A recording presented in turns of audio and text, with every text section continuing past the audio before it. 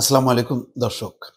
কেমন হলো ১.৫ ঘন্টার বৈঠক ডক্টর মোহাম্মদ ইউনূস এবং তারেক রহমানের ভেতরে? সেটি বোঝার জন্য কিছু বডি ল্যাঙ্গুয়েজ দরকার এবং কিছু বক্তব্য দরকার।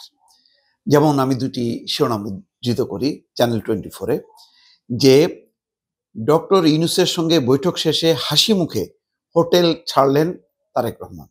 তিনি হাত উঁচু করে তার সমর্থকদের স্বাগত জানাচ্ছেন বা শুভেচ্ছা জানাচ্ছেন। এরকম একটি দৃশ্য ক্যামেরাবন্দী হয়েছে ভিডিও আকারে এবং স্টিল আকারে। অন্যদিকে এই বৈঠকের ব্যাপারে একটা যৌথ সংবাদ সম্মেলন হয়েছে। সেখানে ছিলেন ডক্টর মোহাম্মদ ইউনূসের জাতীয় নিরাপত্তা উপদেষ্টা খলিলুর রহমান এবং আমির খসরু মাহমুদ চৌধুরী বিএনপির প্রতিনিধি। যৌথ ঘোষণা হয়েছে এবং সংশ্লিষ্ট কর্মকর্তারা ছিলেন। তারা বলছেন, অর্থাৎ ডক্টর খলিলুর রহমান বলছেন, নির্বাচনের তারিখ ঘোষণা নিয়ে কোনো জটিলতা নেই। তার মানে একটা চমৎকার বোঝাপড়া বা সমঝোতা হয়েছে, যেখানে একমত হয়েই তারেক রহমান হোটেল ছেড়েছেন। যদি এই বৈঠক ফলপ্রসূ না হতো, তাহলে এটা নিশ্চিত যে দুজন মিলে, অর্থাৎ এই বৈঠকের পর ওয়ান টু ওয়ান যে বৈঠক হয়েছে তারেক রহমান এবং ডক্টর মোহাম্মদ ইউনূসের মধ্যে, তার প্রেক্ষিতে যে যৌথ সম্মেলনে আমির খসরু মাহমুদ চৌধুরী থাকতেন না, যদি না তাদের মধ্যে সমঝোতা বা ফলপ্রসূ বৈঠক না হতো। তো খবরটা হলো এই যে দর্শক, এখানে বলা হচ্ছে যে লন্ডনের প্রধান উপদেষ্টা অধ্যাপক ডক্টর মোহাম্মদ ইউনূসের সঙ্গে বিএনপির ভারপ্রাপ্ত চেয়ারম্যান তারেক রহমানের বৈঠক শেষ হয়েছে। ১.৫ ঘন্টার বৈঠক এবং বেলা ৪:৩০টার দিকে, শুক্রবার সময়, বাংলাদেশ সময় বলা হচ্ছে, বেলা ৪:৩০টার দিকে বৈঠক শেষে পার্ক লেনের হোটেল থেকে তারেক রহমানকে হাসি মুখে বের হতে দেখা যায়। দুপুর ২টার দিকে এই বৈঠক শুরু হয়েছিল।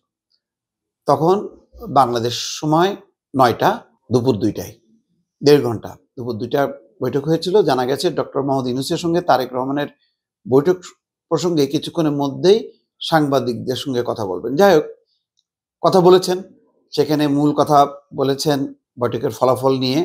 সেটা হচ্ছে ডক্টর খলিলুর রহমান, জাতীয় নিরাপত্তা উপদেষ্টা, আসন্ন নির্বাচনের তারিখ ঘোষণা নিয়ে কোনো জটিলতা নেই।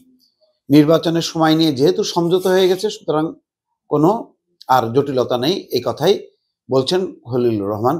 যদি কেউ সমস্যা দেখে থাকেন, তাহলে সেটা তিনি ভুল দেখছেন বলে মন্তব্য করেন খলিলুর রহমান। লন্ডনের ডোরচেস্ট হোটেলে শুক্রবার শুরু হয় ওই বৈঠক। খলিলুর রহমান বলেন, আজ নির্বাচন নিয়ে একটা যৌথ বিবৃতি প্রকাশ করা হয়েছে।